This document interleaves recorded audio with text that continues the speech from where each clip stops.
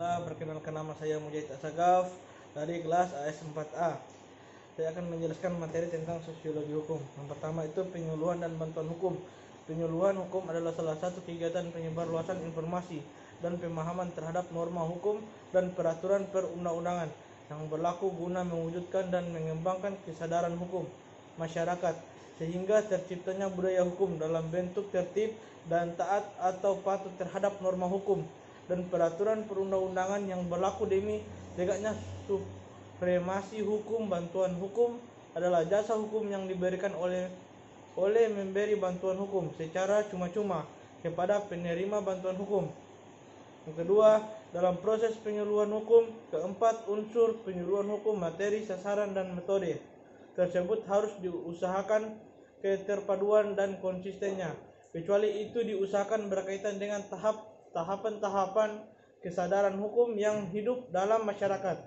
Adapun untuk memperoleh bantuan hukum, pemohon bantuan hukum harus memenuhi syarat. Yang pertama, mengajukan permohonan secara tertulis yang berisi paling sedikit identitas pemohon bantuan hukum dan uraian singkat mengenai pokok persoalan yang dimohonkan bantuan hukum.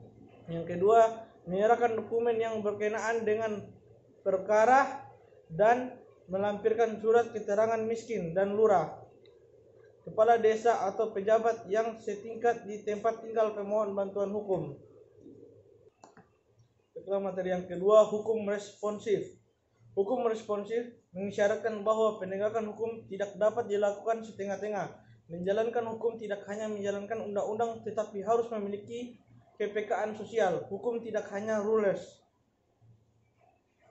logik dan rules, tetapi juga ada logika-logika yang lain, bahwa pemberlakuan jurisprudensi saja tidak cukup, tetapi penegakan hukum harus diperkaya dengan ilmu-ilmu sosial, ilmu-ilmu agama, dan ilmu-ilmu budaya. Pilihan untuk menegakkan supremasi hukum kini semua berpulang kepada pemerintah itu sendiri dan para penegak hukumnya. Apakah Indonesia akan tetap menonjolkan kepartaian lembaga parlemen dan dominasi dan eksekutif sebagai konsep hukum otoriter, atau beralih kepada konsep hukum responsif, di mana hukum ditegakkan bukan saja hanya menjalankan undang-undang, tetapi harus ada kepekaan sosial, karena faktanya masih banyak penegak hukum yang mengedepankan rules saja, tidak kepada logik, yang seperti halnya kasus 10 anak yang ditangkap di Bandara Soekarno-Hatta dengan tuduhan bermain judi, ataupun kasus Raju serta kasus Prita Mulyasari yang sempat menarik perhatian publik. Nampak sekali bahwa hukum ditegakkan benar-benar mengedepankan rules, tidak kepada logika. Dengan demikian dapat disimpulkan bahwa kaitan hukum responsif dengan penegak hukum di Indonesia sangat erat kaitannya. Bila penegak hukum di Indonesia ingin segera diwujudkan, nampaknya konsep hukum responsif akan jauh lebih baik ketimbang menggunakan konsep hukum represif dan konsep hukum otonom.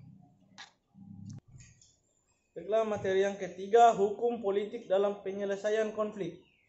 Fungsi hukum adalah memelihara kepentingan umum dan masyarakat, menjaga hak-hak manusia, dan mewujudkan keadilan dalam hidup bersama.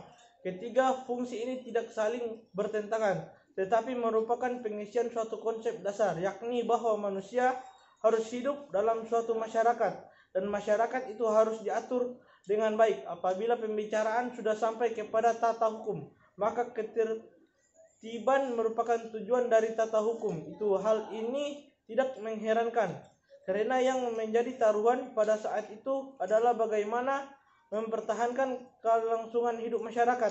Dengan demikian, ketertiban harus dipertahankan dengan mengesampingkan tuntutan dan pertimbangan-pertimbangan lain, sebagaimana yang dikemukakan di atas, bahwa melalui hukum manusia hendak mencapai ketertiban umum dan keadilan. Namun harus disadari bahwa ketertiban umum dan keadilan yang hendak dicapai melalui hukum itu harus dapat dicapai dan dipertahankan secara dinamis melalui penyelenggaraan hukum dalam suatu proses sosial yang diterima oleh masyarakat.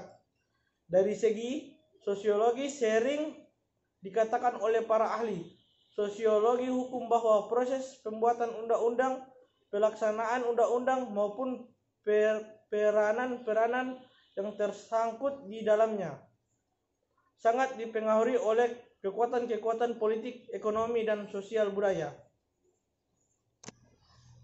Materi yang terakhir adalah stratifikasi sosial.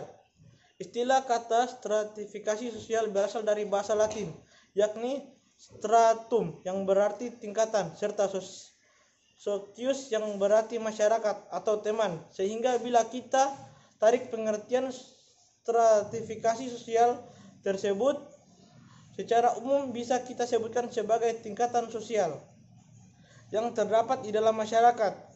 Stratifikasi sosial merupakan kiasan yang berasal dari gambaran kondisi yang ada dalam keadaan kehidupan masyarakat.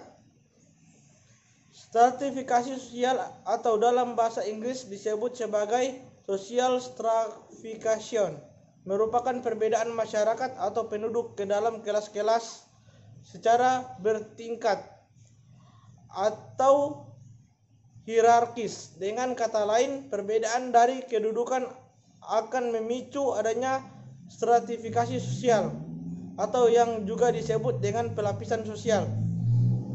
Stratifikasi sosial merupakan kiasan yang berasal dari gambaran kondisi yang ada dalam keadaan kehidupan masyarakat. Yang pertama itu dasar stratifikasi sosial.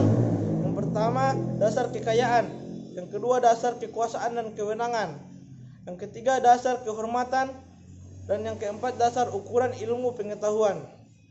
Baru bentuk stratifikasi sosial. Sistem yaitu yang pertama sistem kasta, yang kedua itu sistem kelas, yang ketiga sistem meritokrasi. Baru berikut proses terjadinya stratifikasi sosial. Yang pertama terjadi secara otomatis atau dengan sendirinya. Yang kedua terjadi secara sengaja.